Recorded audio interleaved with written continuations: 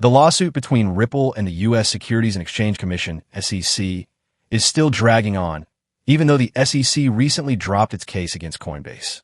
So, why is the Ripple case taking so long?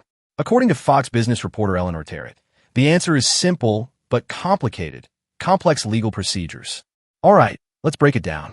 As Terrett confirmed, the main reason the Ripple case is still ongoing is that there is already a court ruling in place.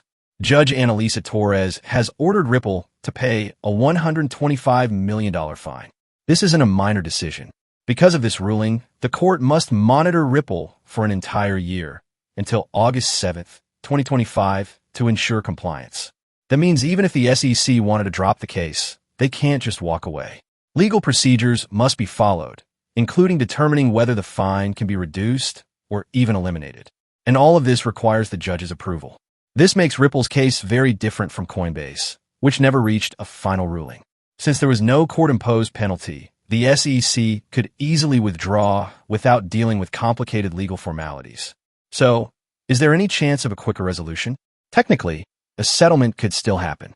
A crypto trader named Jesse suggested this idea to Terrett, arguing that if the government truly wanted to ease pressure on the crypto industry, they should speed up the Ripple case resolution too.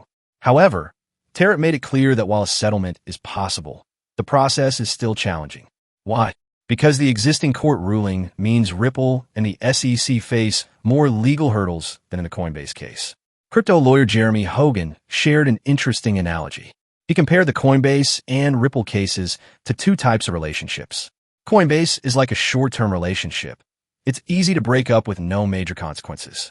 Ripple, on the other hand, is like a long-term relationship, one that has deep commitments and even kids involved.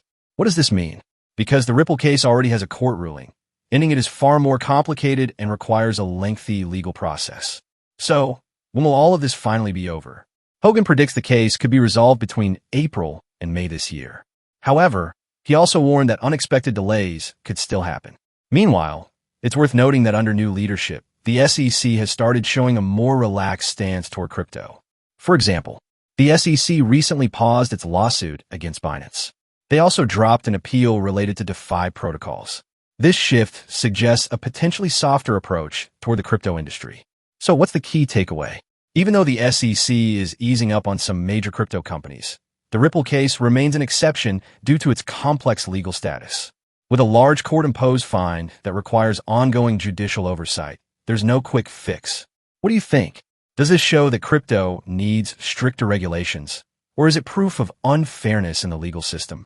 Drop your thoughts in the comments, and don't forget to subscribe for the latest crypto updates.